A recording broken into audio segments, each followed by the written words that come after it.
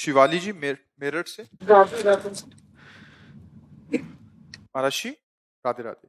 महाराज जी, जो बच्चे बाहर नौकरी कर रहे हैं, यदि किसी गलत मार्ग पर जाने लगे तो क्या अपने नाम जब दान करके उनको भजनानंदी बना सकते हैं? जब तक स्वयं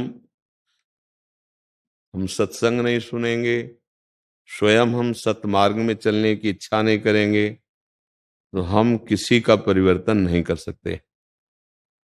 आपके परिवर्तन की इच्छा से ही आपका परिवर्तन हो रहा है। नहीं तो अगर ऐसा होता तो आप एक माँ हो, संत में अनंत माँ का वात्सल्य होता है। वो किसी को भी साधन न बताते, सीधे कृपा करके उनको भगवत प्राप्त कर देते, उनके सारे दुख नष्ट कर देते। संत क्या, स्वयं भगवान अर्जुन के सामने खड़े हैं।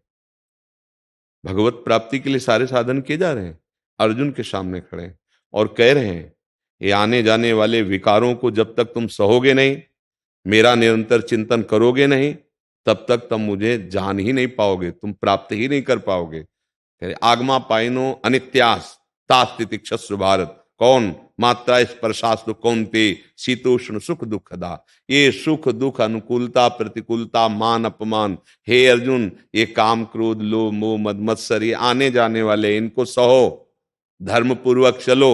अनन्य चेता सत्यम यो माम स्मृति नित्य सा तस्या हम सुलभा पार्थ नित्य युक्त योगिना।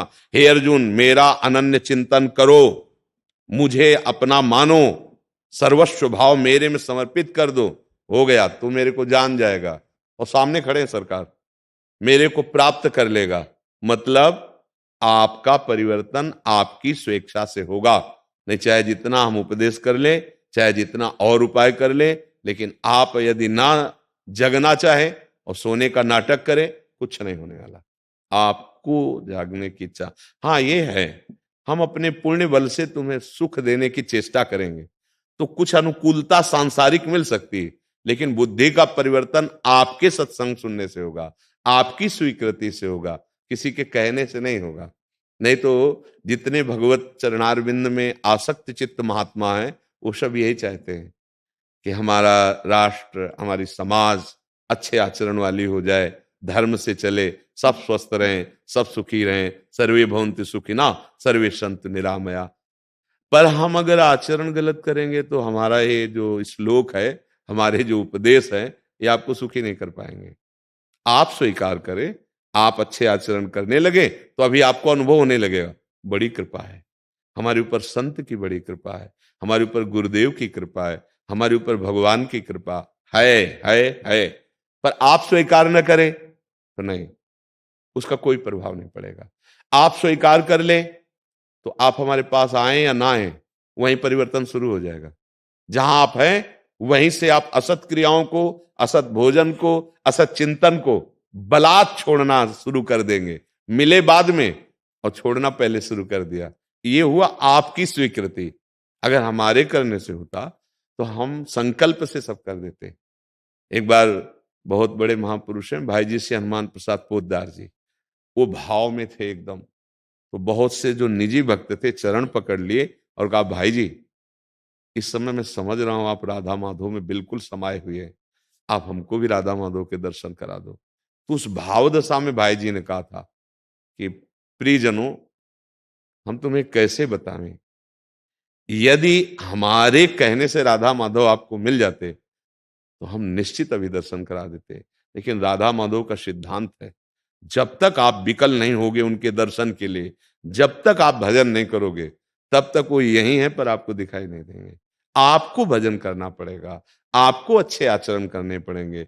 अब आप भजन कर रहे हो और आप उसको दे रहे हो तो उसकी सुख सुविधा बढ़ सकती है, लेकिन बुद्धि तभी परिवर्तित होगी जब साधु समागम वो स्वयं करे और उसे स्वीकार करे। किसका प्रश्न था, आप समझ पा रहे? हाँ, इसका ये ऐसे नहीं होता कि हम उसको सुख प्रदान कर सकते हैं। मान लो भजन बल दिया, अब वो गलत चिंतन वाला, तो उसे जो सुख चाहिए वही सुख बढ़ता चला जाएगा। उसकी बुद्धि को शुद्ध करना है तो उसको सत्संग में हमें लाना होगा या उसे सत्संग सुनाना होगा और उसे स्वीकार करना होगा। सब कुछ नहीं तो फिर कुछ नहीं होगा। बहुत बड़े महाभागवत के घर में वेन जैसे दुष्ट का जन्म हुआ, अधर्म, घोर अधर्म करने वाला। और बहुत बड़े राक्षसी स्वभाव वाले के घर में प्रहलाद जी का प्रादुर्भाव हुआ, दैत्यराज हिरण्यकश्यप, उसके घर में प्रहलाद जी। क्यों? क्योंकि प्रहलाद जी की जो माता जी थी कयादु, देवराज इंद्र ने जब सुना कि वो हिरण्यकश्यप तो भारी तपस्या कर रहा है, तो कहा यही अवसर है, आक्रमण करो, उसके महल में जो सब मार डालो शत्रु पक्ष को। ऐसी राजनीति कहती है। वो गए तो जो सयाने 3 पुत्र थे वो तो भाग गए। अब गर्भ, उसको देखा तो उनका गर्भ में हत्या करना है तो ठीक नहीं, कयाधु को बंदी बना लो और ले चलो, जब गर्भ बाहर प्रकट होगा तो उसको मार देंगे, क्योंकि हिरण्यकश्यप का। तो लिए जा रहे थे बंदी बना के। देवर्षि नारद जी रास्ते में मिले, का बोले कहाँ लिए जा रहे हो इसको? तो उन्होंने कहा इसका वध करेंगे, जब इसका पुत्र प्रकट हो जाएगा उसको मारेंगे।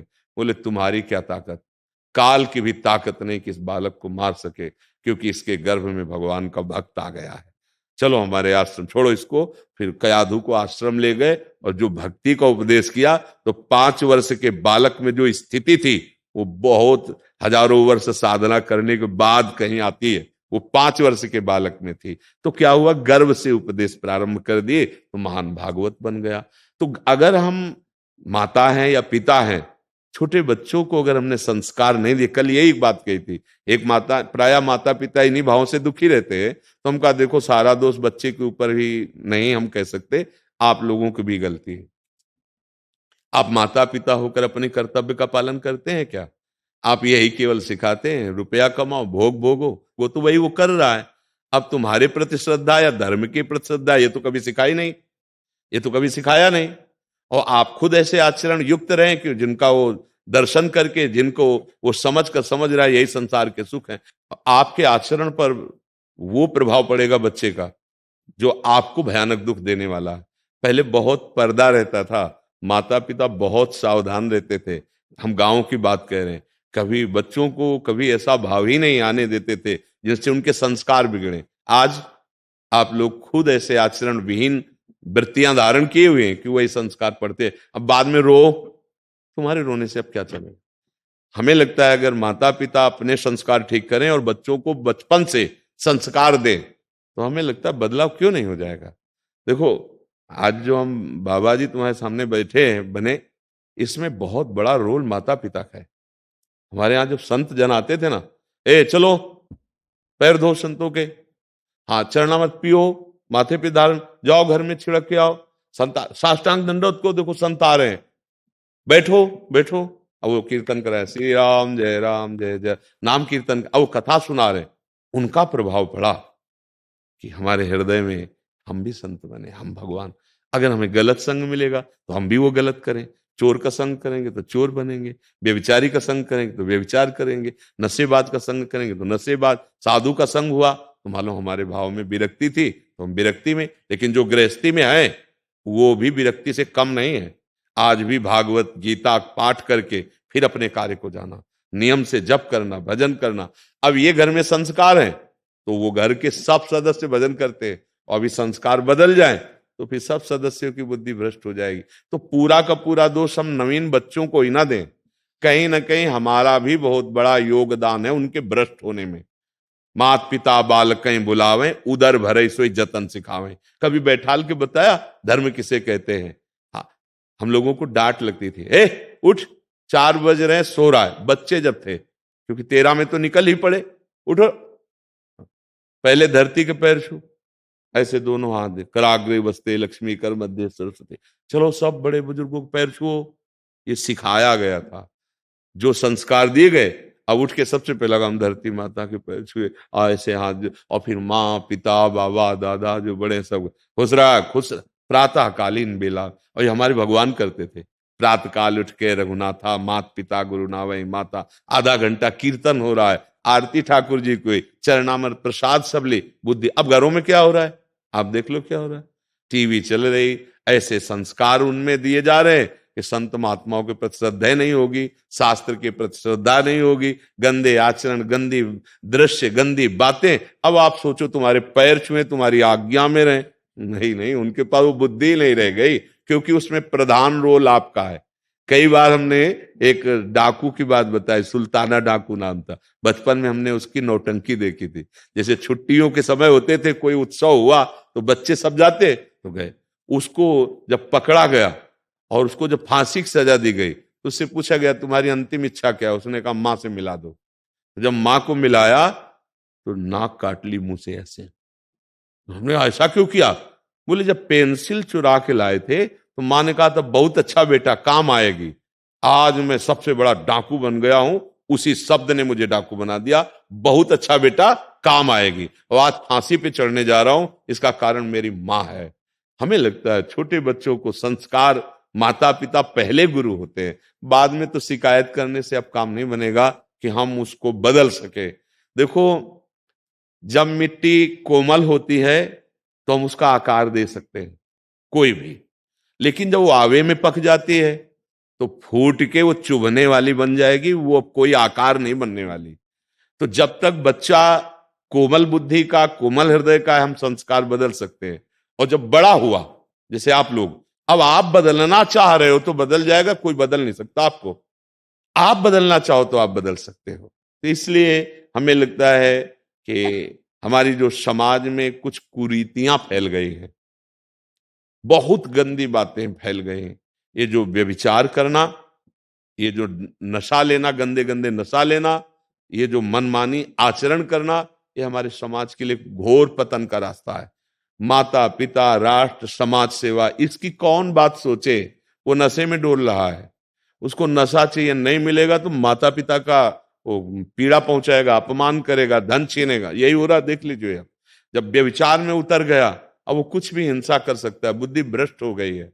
हमें लगता है अगर एक एक व्यक्ति अपना सुधार करे तो हमारी पूरी समाज ठीक हो जाए। पर हम किसी को सुधार नहीं कर सकते।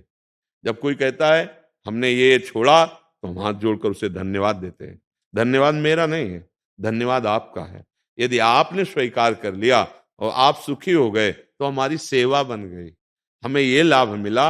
हमारा मानव जीवन धारण करना, हमारा साधु वेश धारण करना, शास्त्र स्वाध्याय करके साधना में चलना, हमारी बात आप मान गए, आप एक सुखी हो गए तो हमारा जीवन सार्थक हो। पर आपकी स्वीकृति हुई ना, इसलिए हम आपको धन्यवाद देते हैं।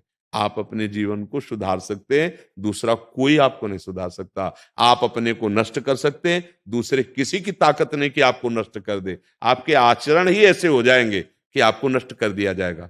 वो आचरण ही बड़ा होकर के इतना विशाल दुख बन जाएगा कि आपको नष्ट कर देगा। इसलिए भगवान ने गीता जी में कहा अपने आप द्वारा आप उद्धार कीजिए। संत उपदेश कर देंगे, भगवान उपदेश कर देंगे, धारण तो आपको करना है। तो ये है अपना उद्धार। जब तक हम नहीं चाहेंगे तब तक कोई हमारा परिवर्तन नहीं कर सकता। और ये अब बहुत बात बढ़ गई है। अगर हमें छोटे से सही मार्ग दिखाया जाए तो हमें लगता है काफी सुधार हो जाए। अरे धर्म से चलना है हमें, ऐसे अब कोई शास्त्र ही स्वाध्याय नहीं करता। क्या धर्म है, क्या कर्तव्य, उसका ज्ञान ही नहीं है, क्योंकि माता पिता को खुद ज्ञान नहीं कि धर्म क्या है, शासन क्या है, पवित्रता क्या है, संयम क्या है। इसलिए आज हमारे समाज में कुछ तो जागृति जैसे हमें दिखाई दे रही, तो आनंद मिलता है कि भाई भगवान की बहुत कृपा आप सबके ऊपर है कि आप साधु समागम के लिए आए हैं, आप अच्छे वचन सुनना चाहते हैं, आप अच्छे आचरण धारण करना चाहते हैं। नहीं तो आप खुद देख लीजिए आज क्या हमारे समाज में हो रहा है। कोई बिरला है अपने कर्तव्य का पालन करे। नहीं, पद प्राप्त हो गया, अधिकार प्राप्त हो गया, अपने सुख में हम लग गए, जबकि कर्तव्य मिला है सबको सुख प्रदान करना। जो भी पद है, जो भी अधिकार है, वो हमारे लिए नहीं है, हमारे राष्ट्र के लिए है, हमारे समाज के लिए है। जो भी बल बुद्धि पद अधिकार, धीरे धीरे धीरे धीरे हम उसे अपने सुख में बदल रहे हैं। ये दुरुपयोग हो गया, कर्तव्य का पालन नहीं हुआ। इसलिए कर्तव्य का पालन आ जाए तो हम आप बार बार चीख चीख के कहते हैं आपको निश्चित परमानंद की प्राप्ति हो जाएगी, निश्चित भगवत प्राप्ति हो जाएगी। हम कर्तव्य विहीन हो रहे हैं, अगर दो चार ऐसे माला भी घुमाए ना तो नाटक माना जाता है। हमने देखा जब गंगा किनारे भ्रमण करते थे तो एक बैच डाकुओं का था, उनका जो प्रधान था वो गंगा जी में इतना खड़ा होकर के जब करता था 2-3 घंटे। और इसके बाद जो है जैसे फिरौती के पकड़ के लाते थे ना, अब वहीं सफीपुर आश्रम था तो उसी में रहते थे, तो रात के चीख आती थी तो तो हम पूछते थे वहां के जो केवट थे मछली मारने वाले कि बहुत अल्लाह, बोले उसने जिंदा काट के बहा दिया, अब क्या करेगा वो माला गंगा जी में खड़े करके? नाटक ही तो हो रहा है, जीवों की हिंसा कर रहे हो, दूसरों को सता रहे हो, घोर दुर्गति होगी। आचरण पवित्र हो, माला मत घुमाओ आप, राधा राधा राधा, और सबको सुख पहुंचा रहे, आप महात्मा ही हो। बहुत तपस्या तो की हिरण्यकश्यप ने, ऐसी कोई बिरला ही करेगा, लेकिन क्या किया? संतों को दुख देना, देवताओं को दुख देना, जनों का नाश कर देना, तो भगवान नरसिंह रूप से फाड़ के फेंक दिया, नहीं ना? किस काम में आई तपस्या? तो हम ज्यादा तपस्या या ज्यादा उसकी तरफ नहीं प्रेरित करते, हम प्रेरित कर रहे हैं तुम्हारे आचरण सुधरने के लिए। आचरण सुधर गया, कर्तव्य का पालन कर रहे हो, तुम बिल्कुल महात्मा हो, पक्का भगवान के अंश हो। उसके लिए कोई तुमको साधना थोड़ी करनी है, बाप को बाप कहने के लिए कोई साधना करनी है? हम भगवान के अंश हैं। हाँ, हमारी जबान गंदा ना बोले, पवित्र हृदय रहे, राधा राधा राधा बोल रहे और अपने कर्तव्य का पालन कर रहे हैं। तो माता जी, किसी के द्वारा दिए हुए भजन बल से यदि उसकी बुद्धि बदलती होती तो जितने बड़े बड़े संत हुए हैं सब यही कर देते। उपदेश की जरूरत नहीं है, ले जाओ जाओ भजन करो, लेकिन कहाँ ऐसा होता है के लिए। ज्योति सैनी जी दिल्ली से। जय श्री हरिवंश। गुरुदेव भगवान, आपके चरणों में कोटि कोटि नमन। गुरुदेव, यदि किसी को भगवान जी की कथाओं से अधिक भक्तों की कथाओं में आनंद आए, सुनने और पढ़ने में, और उनकी भक्ति जैसे है वैसे करने की इच्छा हो, तो ऐसे इच्छा करना ठीक है? क्योंकि हम ये विशेष कृपा है। भगवान के चरित्र सुनना, भगवान पर श्रद्धा रखना, ये तो कृपा पात्र का जीवन है। लेकिन भगवान के भक्तों में विशेष श्रद्धा करना, ये तो विशेष कृपा पात्र का लक्षण है। हरि को निज यस ते अधिक, भक्तन यस पर प्यार। एक भगवान के चरित्र का श्रवण कर रहे हैं, परम पवित्र हो रहे हैं। भगवान बड़े कृपालु हैं, निष्पाप करके, मोह का नाश करके, वो जो चाहता है वो उसे प्रदान कर देते हैं। लेकिन एक भक्त दासत्व लेकर भक्त चैत्र सुन रहा है तो भगवान प्रदान नहीं करते, भगवान अधीन हो जाते हैं। भक्त चरित्र घनीभूत भक्ति हृदय में प्रकाशित करता है, भक्तों के प्रति दासत्व हरि को अधीन कर लेता है। ये तो बड़ी बात है। अगर कहीं भगवान के भक्तों में प्रीति हो जाए, भगवान के भक्तों के चरित्र सुनने में प्रीति हो जाए, भगवान के भक्तों का नाम सुमिरन करने में, सुमिरन नाम पवित्रति दरस परस अगनाश, भगवान रीझ जाते हैं, भगवान अधीन हो जाते हैं। आज तक किसी तपस्वी ने भगवान को सेवक बनाया हो ऐसा कहीं हमने प्रमाण नहीं पाया। आज तक किसी ज्ञानी ने भगवान को अधीन कर लिया हो ऐसा हमने नहीं पाया। त्रिलोचन जी के यहां नौकर बनकर सरकार गए थे, क्यों? क्यों रात दिन वो साधु सेवा, भक्त सेवा करते थे। तो भगवान उस सेवा से द्रवित होकर, उनको एक सेवक की जरूरत थी कि कोई ऐसा सहयोगी मिले जो संतों के मन की बात जानकर वैसे ही रसोई बनावे और संतों को पवावे, क्योंकि उनका व्यापार भी था। तो भगवान स्वयं 16 वर्ष की अवस्था है, फटे पुराने कपड़े और दरवाजे के पास कहा, मैं बहुत प्रवीण सेवक हूं, मुझे कोई नौकरी में रख ले। त्रिलोचन जी निकले, देखा नई अवस्था, उन्होंने कहा आइए आइए, हमें तो जरूरत है, पर हमें अपनी सेवा के लिए नहीं जरूरत है, हमें संतों की सेवा के लिए जरूरत। बोले वो तो बचपन से हमारा स्वभाव है संतों की सेवा करना। बोले आप क्या बना लेते हो? बोले जो चाहो बनवा लो, कढ़ी खीर पुआ पूरी सब, और हम जिसको देखते हैं उसके मन में जो चल रहा होता है हम समझ जाते हैं, ये सेवा के प्रभाव से। मेरे में कोई सिद्धि नहीं, पर हम आपके संतों को देखेंगे, उनके मन में की रबड़ी, तो हम उनको रबड़ी पाए। अरे बोले हमारी बात बन गई। यही तो भगवान नौकर बन करके रहे, जानते हो किस लिए? क्योंकि संतों की सेवा में उन्होंने चित्त दिया।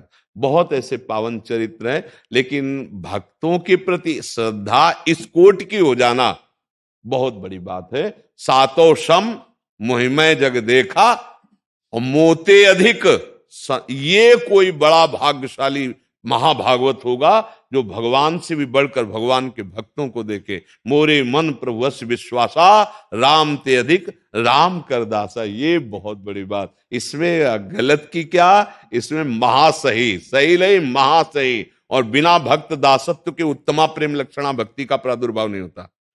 जिसके हृदय में भक्त दासत्व नहीं आया, भगवान को अधीन नहीं कर सकता। साधन करो उसका फल मिलेगा, लेकिन भक्त दासत्व से ही अहंकार का नाश होता है। जो दैन्यता भगवान को प्रिय है, यही दरबार दीन को आदर रीति सदा चली आई, वो दैन्यता केवल भक्त सेवन से आती है। जैसे जैसे हम संत भक्तों का सेवन करते हैं, हमारा अहंकार गलित होता जाता है। जहां अहंकार गलित हुआ, दैन्यता आई कि हम भगवान के लाडले बन जाते हैं, भगवान हमें प्यार करने लगते हैं, भगवान हमें प्यार करते थे ऐसा अनुभव होने लगता है। भगवान के सिवा हमारा कोई नहीं है ऐसा भक्तों की कृपा से होता है। और जिसे भक्त संग नहीं मिला है तो साधन तो बन रहा है पर अहंकार भी पुष्ट हो रहा है, इसलिए वो भगवान की प्राप्ति कराने में असमर्थ है। तभी हमारे वैष्णव सिद्धांत में दास दासोहम सिद्धांत है कि अगर हम भगवान के प्रिय दासों की दासता स्वीकार कर लें तो आराध्य देव को अधीन करना कोई दुर्लभ बात नहीं है। एक है साधन कर रहा हरि का और एक है हरिदासों की सेवा कर रहा है, तो पहले हरि उससे मिलेंगे आकर के, हरि उसके अधीन हो जाएंगे, उसका फल मिलेगा और उसका फल क्या होगा, हरि स्वयं अधीन हो जाएंगे। जहां कहीं भी भक्त चरणारविंद की दास्ता वाले पाए गए वहां हरि को अधीन पाया गया, वहां हरि को अधीन देखा गया। हाँ, इसलिए ये तो बहुत मंगलमय बात है। खूब भक्त चरित्र सुनो और जितना बन सके भक्तों का चिंतन करो उस लीला चरित्रों का, तो हृदय में बहुत जल्दी भगवान से प्रेम हो जाएगा। भगवान के चरित्र पढ़ने से ऐश्वर्य भगवान का समझ में आता है, लेकिन भक्त चरित्र पढ़ने से भगवान का प्रेम समझ में आता है। जैसे माधवदास जी की मल भरी लंगोटी सरकार धो रहे हैं तो हृदय ऐसा हो जाता है कि अरे, भगवान किसी पार्षद को कह सकते थे, अनंत शक्ति संपन्न भगवान स्वयं जगन्नाथ जी उनकी मल भरी लंगोटी धो रहे, मेरे कितने कृपालु भगवान है, भक्तों को कितना प्यार करते, तो हमारा हृदय भागता है भगवान की तरफ। और जब भगवान की महिमा पढ़ते हैं तो ऐश्वर्य पता चलता है, मेरे भगवान कितने बलशाली, कितने महिमाशाली। लेकिन भगवान ऐसे महान होकर अपने भक्त के लिए इतने छोटे बन जाते हैं कि जिनके अनंत शक्तियां, अनंत पार्षद, वो अपने एक दास की मल भरी, सोच भरी लंगोटी स्वयं अपने कर कमल से धो रहे। जब माधवदास बाबा को संग्रहणी रोग हो गया था तो ठाकुर जी स्वयं जगन, तो जब आंख खुला देखा कि कौन हमारे वस्त्र बदल रहा है, तब देखा है तो साक्षात जगन्नाथ जी। तो कहा, जय जय, आप ऐसा क्यों कर रहे हैं, आपको नहीं करना चाहिए। तो बोले, बाबा हमारे सिवा तुम्हारा कोई है क्या? बोले, नहीं प्रभु, आपके सिवा तो कोई नहीं। आप सोचो, इतने बड़े भगवान स्वयं मतलब लंगोटी धो रहे, ये बात सुन करके कोई भी हृदय में आता ना कि भगवान अपने जनों को कितना प्यार करते हैं, तो हृदय निछावर हो जाता है। हमें लगता है कि बहुत जल्दी भगवत चरणारविंद में प्रेम और भगवत कृपा का पात्र वही बनता है जो भक्तों के चरणारविंद की दास्ता स्वीकार करता है, भक्त चरित्र पढ़ता है। और जो भक्त चरित्र पढ़ता है उसमें भक्ति स्वयं आ जाती है, हरि भक्ति स्वयं आ जाती है, उसको उपाय नहीं करना पड़ता। तो इसलिए तो बहुत बड़ी मंगलमय बात है कि आपका भक्त चरित्र से प्रेम है, भक्त चरणों से प्रेम है। जब हम साधन करते हैं तो हमें अपना दर्शन होता है, अपने का। मैं फलाहार रहा, मैंने ये किया, मैंने वो किया, मैंने वो किया, ये जो सूक्ष्म अहंकार बन रहा है ये दैन्यता नहीं आने देगा, तो भगवान से मिलन भी होने में बहुत बाधा है। और जब हम भक्तों की सेवा, भक्तों की चरण रज, तो हमें लगता मैं तो अधम नीच, अगर हमसे कुछ बन पा रहा है तो इन संतों की कृपा से बन रहा है। मेरी कहाँ क्षमता कि मैं रात दिन भजन करूं, मैं संयम से रहूं, मैं ऐसा महान, वो दैन्यता जो बनी वो किसी बाजार में नहीं मिलती, किसी साधना से नहीं मिलती, उससे भगवान रीजन जे दीन प्यारे वेद पुकारे द्रवो श्री भगवाना। ये दैन्यता भक्तों के संग से मिलती है, अहंकार का नाश भक्तों के संग से होता है। इसलिए अहो भाग्य यदि भक्त चैत्र पढ़े, भक्त दासत्व हृदय में आ जाए तो भगवान अधीन हो जाए। प्रवीण सिंह जी, रायबरेली से। गुरुजी, आपके चरणों में कोटि कोटि प्रणाम। गुरुजी, पिछले कई वर्षों से शारीरिक कष्ट झेल रहा हूं, जिससे अब हिम्मत जवाब दे रही है। भजन में स्वयं को लगाने रखने में अक्षम महसूस कर रहा हूं। वैसे भरथरी जी चक्रवर्ती सम्राट जो वैराग्य को प्राप्त होकर भगवत साक्षात्कार किया, उनका एक श्लोक है, बहुत से वैराग्य प्रकरण के श्लोक हैं। वो कह रहे हैं, यावत स्वस्थ मिदम कलेवरम यावच्च दूरे जरा। ए भाई, जब तक तुम स्वस्थ हो और जवान हो अपने कल्याण के लिए उपाय कर लो, नहीं जब रोगी हो जाओगे और बुढ़ापा हो जाएगा तब आपसे भजन नहीं होने वाला। अगर हम तो अपनी प्राकृतिक उदाहरण में बता रहे हैं, एक प्राकृतिक लक्ष्य को हम नहीं भेद सकते क्योंकि हमारा अभ्यास नहीं, हमने जाना ही नहीं। तो अप्राकृतिक चिदानंद भगवान की प्राप्ति और भजन। अब जीवन में जब स्वस्थ थे तो भोगों को भोगा, मनमानी आचरणों में रहे, अब शरीर स्वस्थ हो गया है, दुख से युक्त है, अब कैसे मन भगवान में लगे? वो आपका ही नहीं, पूरी सृष्टि का है सिद्धांत। कैसे? यावत स्वस्थ मिदम, आग लग गई, अब कुआं खोदना शुरू करो, क्या कहे जाओगे? बुद्धिमान कहे जाओगे? पहले से कुआं की व्यवस्था है, पानी की व्यवस्था है कि अगर आग लगेगी तो हम बुझा देंगे। तो हमने आग को बुझाने की चेष्टा तो कुछ की नहीं, आग लगाने की और चेष्टा की। कामाग्नि, क्रोधाग्नि, लोभाग्नि, मोहाग्नि, ये सब भड़क गई। अब शरीर अस्वस्थ हो गया। अब जो आप कह रहे हो ये आपकी ही बात नहीं, ये लाखों की बात है, करोड़ों की बात है। जब मन प्रभु में नहीं लगाया तो अब लगाना बहुत कठिन है, क्योंकि मन तो तन में लगा हुआ था, तन हो गया दुखी, रोग से ग्रसित। अब कैसे भजन बनेगा? इसीलिए प्रहलाद जी ने कहा है कुमार अवस्था से ही भजन का अभ्यास शुरू कर देना चाहिए।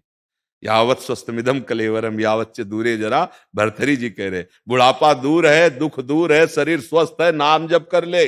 जवान से जैसे तुम बोल सकते हो तो ऐसे ही राधा राधा भी तो बोल सकते हो। राधा राधा राधा, मन लगे चाहे ना लगे।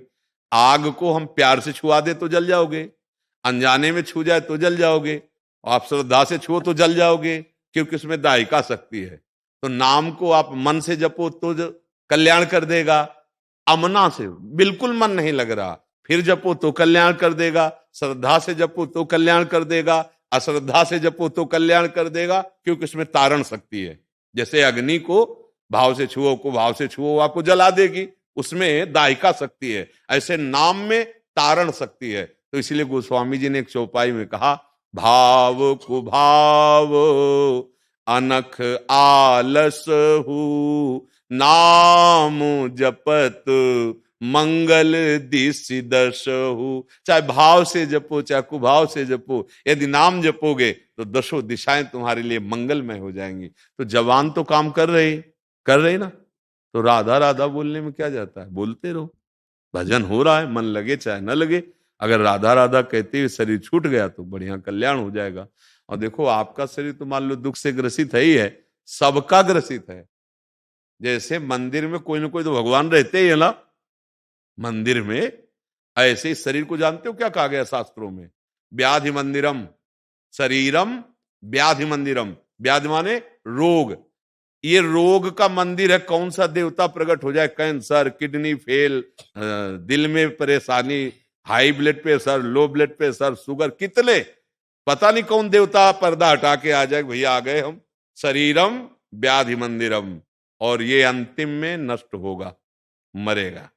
इसलिए उपाय ऐसा कर लो जीते जी कि हम ऐसी ऊंचाई पर पहुंच जाए कि शरीर छूटे तो हमें कोई परेशानी ना हो। जैसे हम घर में आ गए, अब गाड़ी नष्ट हो जाए तो क्या परेशानी, और बीच में नष्ट हो गई तो गड़बड़ हो जाएगा। ये बहुत दुर्लभ मानव देह है। नाम जप कर लो, कहीं मन लगे ना लगे, कुछ बने ना बने, राधा राधा राधा, ये अविनाशी है, पराविद्या है, तुम्हारा परम मंगल हो जाएगा। समझ में आ गई बात? हाँ, शरीर तो छोटे छोटे बच्चे चश्मा लगाए हैं, छोटे छोटे, अभी नवीन शरीर, 500 शुगर है। क्या यार लीला हो रही, 500 शुगर, छोटे छोटे ऐसे बच्चों के दर्शन कराए गए तो छोटे भी बच्चे 500 शुगर, क्या जीवन है। अब ऐसा कौन सा शरीर है जो स्वस्थ रह जाए? ऐसा खान पान हो गया, ऐसा वायुमंडल हो गया कि हमारे सबके शरीर देखो जर्जर होते